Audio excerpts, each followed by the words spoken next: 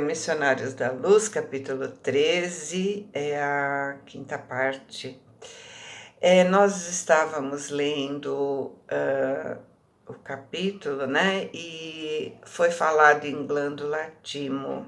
Só para lembrar, o timo ou chakra cardíaco, ela está no meio do peito, bem atrás do osso, onde a gente toca quando a gente diz eu. Fica uma pequena glândula chamada timo. Seu nome em grego, timos, significa energia vital. Precisa dizer mais? Precisa, porque o timo continua sendo um ilustre desconhecido. Ele cresce quando estamos contentes, encolhe pela metade quando estressamos e mais ainda quando adoecemos. Essa característica iludiu durante muito tempo a medicina, que só conhecia através de autópsias e sempre o encontrava encolhidinho.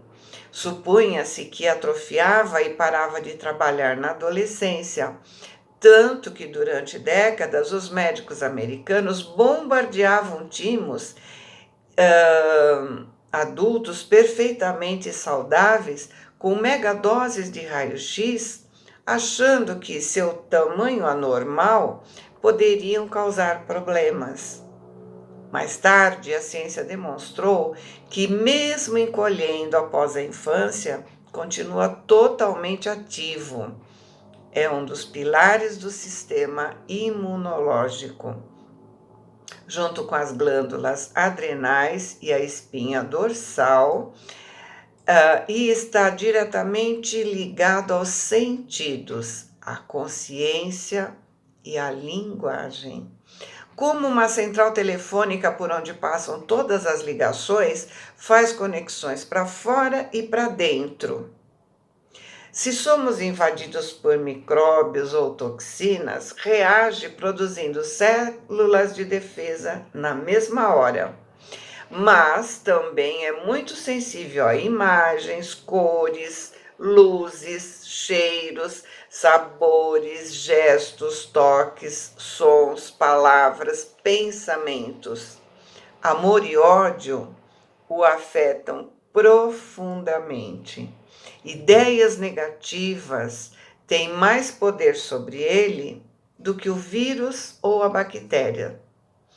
Já que não existe em forma concreta, o timo fica tentando reagir e enfraquece, abrindo brechas para sintomas de baixa imunidade, como herpes. Em compensação, ideias positivas conseguem dele uma ativação geral em todos os poderes, lembrando, a fé remove montanhas.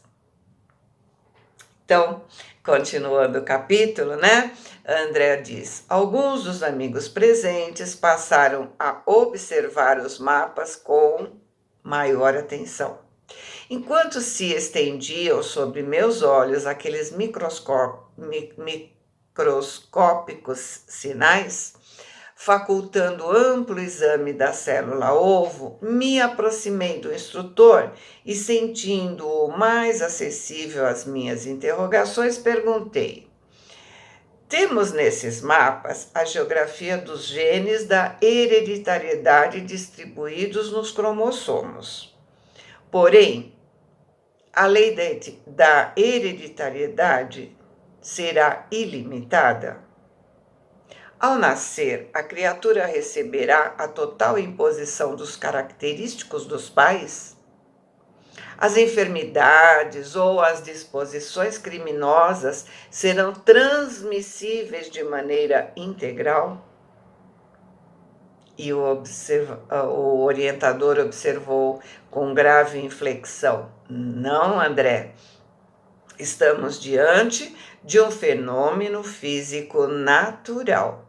O organismo dos nascituros, em sua expressão mais densa, provém do corpo dos pais, que entretém a vida e cria os seus caracteres com o próprio sangue. Todavia, em semelhante imperativo das leis divinas para o serviço de reprodução das formas, não devemos ver a subversão dos princípios de liberdade espiritual imanente na ordem da criação infinita. Por isso mesmo, a criatura terrena herda tendências e não qualidades. As primeiras cercam o homem que renasce desde os primeiros dias de luta, não só em seu corpo transitório, mas também no ambiente geral a que foi chamado a viver, aprimorando-se. As segundas, ou seja, as qualidades, né?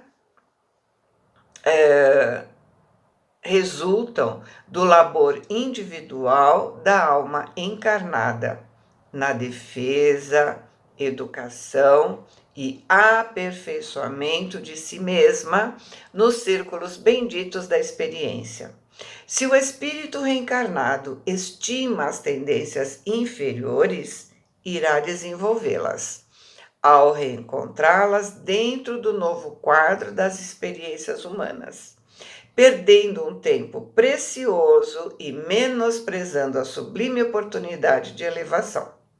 Mas, se a alma que regressa ao mundo permanece disposta ao serviço de autoelevação, sobrepairá a quaisquer exigências menos nobres do corpo ou do ambiente, triunfando sob as condições adversas e obtendo títulos de vitórias da mais alta significação para a vida eterna. Portanto, em sã consciência, ninguém pode se queixar de forças destruidoras ou de circunstâncias asfixiantes, em se referindo ao círculo onde renasceu. Haverá sempre dentro de nós a luz da liberdade íntima nos indicando a ascensão. Praticando a subida espiritual, melhoraremos sempre. Essa é a lei. Ou seja, sempre há o livre-arbítrio. Né? Em virtude das anteriores explicações do orientador relativamente à importância da assistência de Herculano a Segismundo reencarnado até aos 7 anos, procurei obter do instrutor alguma elucidação a respeito. Pedi desculpas a Alexandre, mas não me pude furtar a delicada inquirição. Porque tamanho cuidado com o sangue do futuro recém-nascido? Somente aos 7 anos iniciais de existência humana estaria terminado o serviço da reencarnação? Como sempre acontecia, o nobre mentor ouviu complacente, sorriu como um pai carinhoso e respondeu solícito: Você não ignora que o corpo humano tem as suas atividades propriamente vegetativas, mas talvez ainda não saiba que o corpo perispiritual, que dá forma aos elementos celulares, está fortemente radicado no sangue. Na organização fetal, o patrimônio sanguíneo é uma dádiva do organismo materno. Logo após o renascimento, inicia-se o período de assimilação diferente das energias orgânicas, em que o eu reencarnado ensaia a consolidação de suas novas experiências e somente aos 7 anos de vida comum começa a presidir por si mesmo ao processo de formação do sangue, elemento básico de equilíbrio ao corpo perispirítico ou forma preexistente no novo serviço iniciado.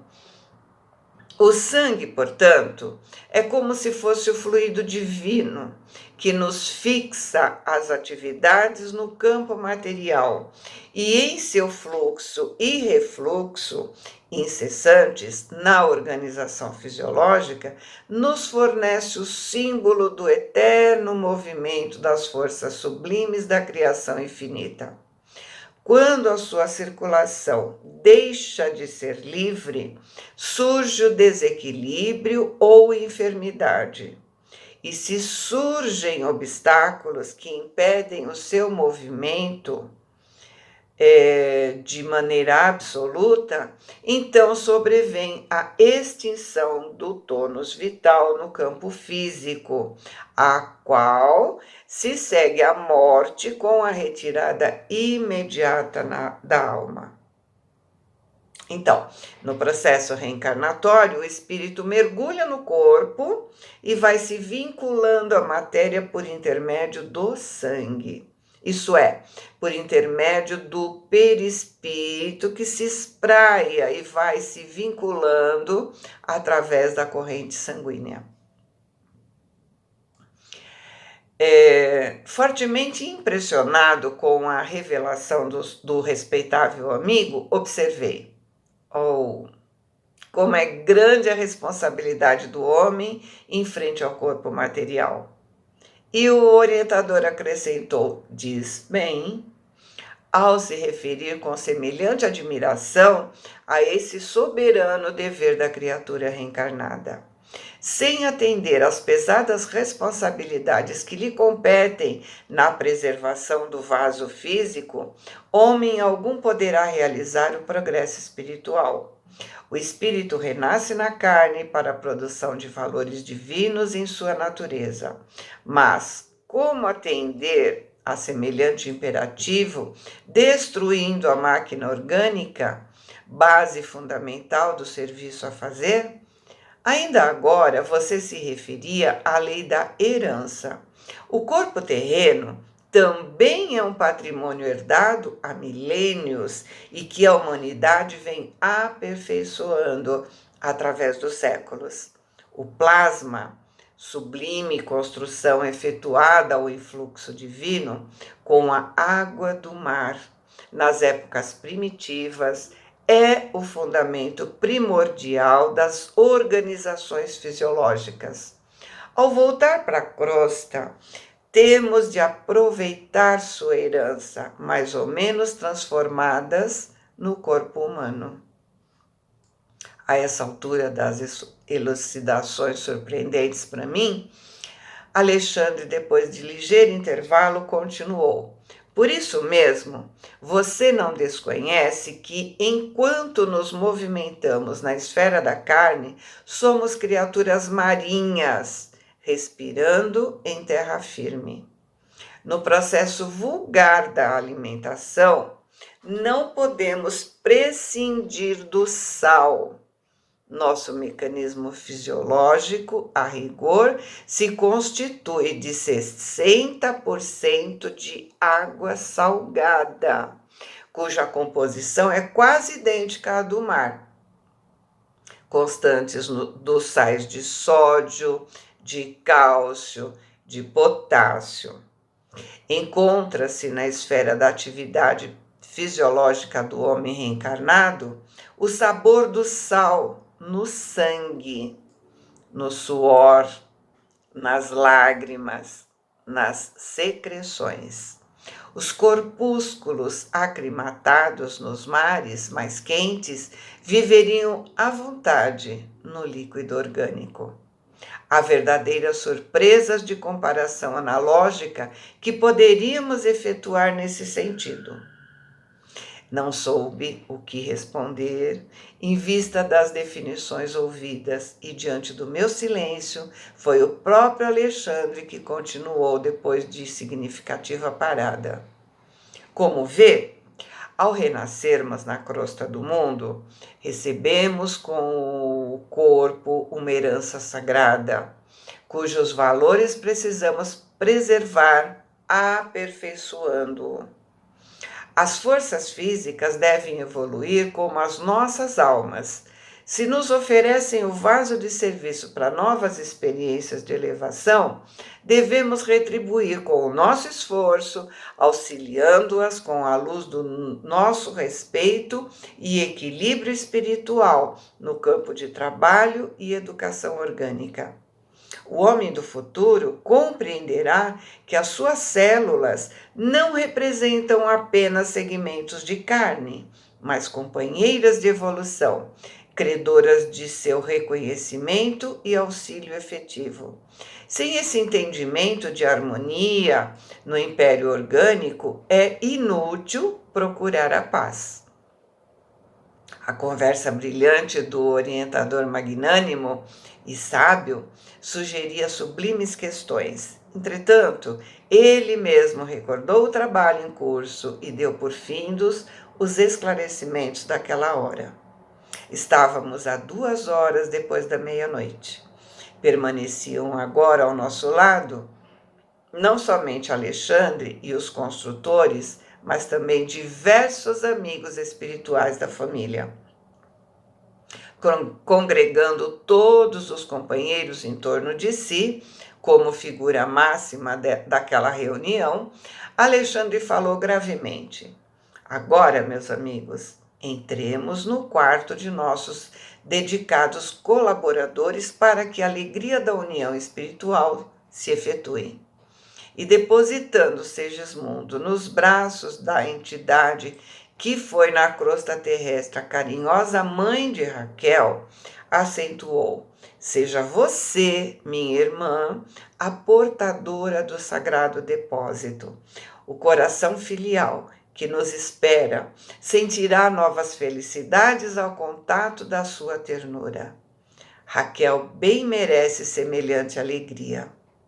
Voltando-se para a assembleia ali reunida, explicou: faremos agora o ato de ligação inicial em sentido direto de Segismundo com a matéria orgânica. Porém, caros companheiros, espero a visita reiterada de todos vocês ao nosso irmão reencarnante, principalmente no período de gestação do futuro corpo. Não ignoram o valor da colaboração afetuosa nesse serviço. Somente aqueles que semearam muitas afeições podem receber a ajuda de muitos amigos. E Segismundo deve receber esse prêmio pelos seus nobres sentimentos e elevados trabalhos a todos nós. Nesses últimos anos em que se devotou a grandes obras de benemerência e fraternidade. Logo após, penetrávamos o aposento conjugal, onde o espetáculo íntimo era divinamente belo. No leito de madeira, em macios lençóis de linho, repousavam 2 corpos que a bênção do sono imobilizava, mas ali mesmo, Adelino e Raquel nos esperavam em espíritos conscientes da grandeza da hora, em despertando na esfera densa de luta e aprendizado, seus cérebros carnais não conseguiriam fixar a reminiscência perfeita daquela cena espiritual, em que se destacavam como principais protagonistas. Contudo, o fato seria gravado para sempre em sua memória eterna. Os amigos invisíveis do lar, companheiros de nosso plano, haviam enchido a câmara de flores de luz. Desde a meia-noite, haviam obtido permissão para ingressar no futuro berço de Segismundo, com o amoroso propósito de adornar os caminhos do seu recomeço. Mais de 100 amigos se reuniam ali, prestando afetuosa homenagem. Alexandre caminhou à nossa frente, cumprimentando carinhosamente o casal, temporariamente desligado dos corpos. Em seguida, com a melhor harmonia, os presentes passaram as saudações, enchendo de conforto celeste o coração dos cônjuges esperançosos. O quadro era lindo e comovedor. Duas entidades ao meu lado comentavam fraternalmente. É sempre penoso voltar à carne, depois de havermos conhecido as regiões de luz divina. Mas é tão sagrado o amor cristão que, mesmo em tal circunstância, a felicidade daqueles que o praticam é sublime. E a outra respondeu: sim, Segismundo tem lutado muito pela redenção e nessa luta vem sendo um servo devotado de todos nós. Bem merece as alegrias desta hora. A esse tempo, observei que a entidade a entidade convidada a guardar o reencarnante se mantinha a pequena distância de Raquel, entre os espíritos construtores. Refletia sobre esse fato quando alguém me tocou levemente, despertando minha atenção. Era Alexandre, que sorria paternalmente, me explicando: deixemos os nossos amigos por alguns minutos no suave contentamento das expansões afetivas. Iniciaremos o trabalho no momento oportuno. Perplexo diante dos fatos novos para mim, eu não acomodei o raciocínio em face dos múltiplos problemas daquela noite. Por isso mesmo, alucinantes interrogações vagueavam no meu cérebro. O orientador percebeu meu estado de alma e, talvez por esse motivo, me deu a impressão de mais paciente. Valendo-me daquele instante, indiquei Segismundo, recolhido nos braços acolhedores que o guardavam, e perguntei: mais tarde, o nosso irmão reencarnante se apresentará entre os homens, tal qual vivia entre nós? Já que as suas instruções se baseiam na forma perispiritual pré-existente, ele terá a mesma altura, bem como as mesmas expressões que o caracterizavam em nossa esfera? Alexandre respondeu sem titubear: raciocine devagar, André. Falamos da forma pré-existente, nela significando o modelo de configuração típica, ou, mais propriamente, o uniforme humano. Os contornos e minúcias anatômicas vão se desenvolver de acordo com os princípios de equilíbrio e com a lei da hereditariedade. A forma física futura do nosso amigo Segismundo dependerá dos cromossomos paternos e maternos. Porém, adicione a esse fator primordial a influência dos moldes mentais de Raquel, a atuação do próprio interessado, a ajuda dos espíritos construtores, que agirão como funcionários da natureza divina, invisíveis ao olhar terrestre. O auxílio afetuoso das entidades amigas que visitarão constantemente o reencarnante nos meses da formação do novo corpo e poderá fazer uma ideia do que vem a ser o templo físico que ele possuirá, por algum tempo, como dádiva da superior autoridade de Deus, a fim de que se valha da bendita oportunidade de redenção do passado e iluminação para o futuro, no tempo e no espaço. Alguns fisiologistas da crosta concordam em afirmar que a vida humana é uma resultante dos conflitos biológicos, esquecidos de que muitas vezes o conflito aparente das forças orgânicas não é senão a prática avançada da lei de cooperação espiritual. Então, Segismundo terá uma forma física eventual, imprecisa, por enquanto, ao nosso conhecimento? O instrutor esclareceu sem demora. Se estivéssemos diretamente ligados ao caso dele, estaríamos de posse de todas as informações referente ao futuro nesse particular. Mas a nossa colaboração nesse acontecimento é transitória e sem maior significação no tempo. Os orientadores de Segismundo, porém, nas esferas mais altas, guardam o programa traçado para o bem do reencarnante. Note que me refiro ao bem e não ao destino. Muita gente confunde plano construtivo com fatalismo. O próprio Segismundo e o nosso irmão Herculano estão de posse dos informes a que nos reportamos, porque ninguém penetra no educandário para estágio mais ou menos longo, sem finalidade específica e sem conhecimento dos estatutos a que deve obedecer.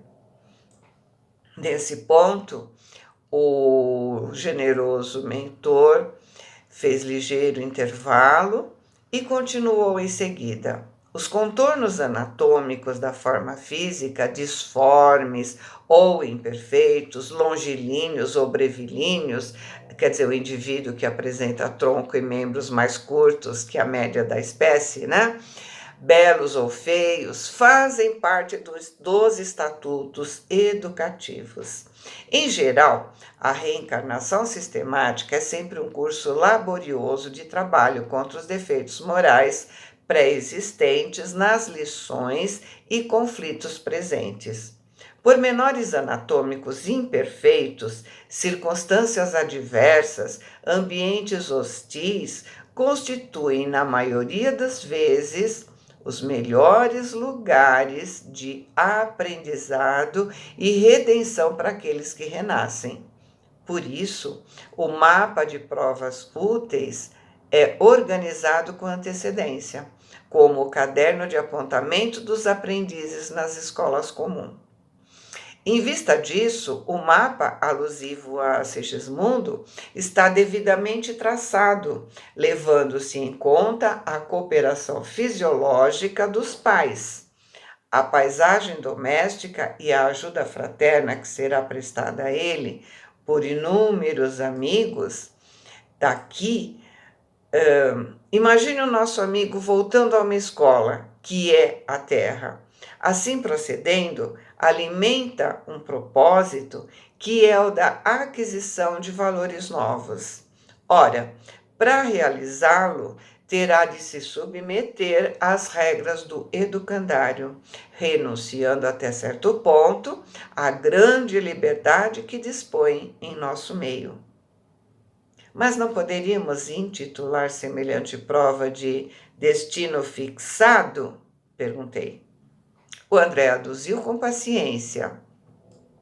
Não incida no erro de muita gente. Isso implicaria obrigatoriedade de conduta espiritual.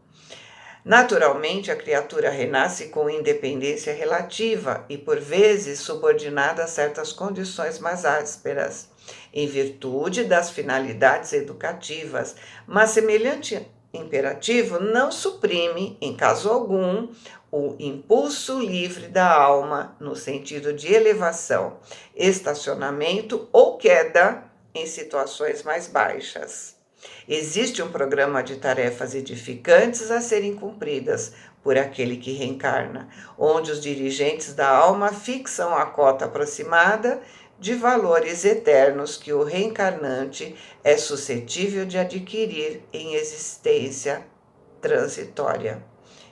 Vou parar porque está terminando o tempo.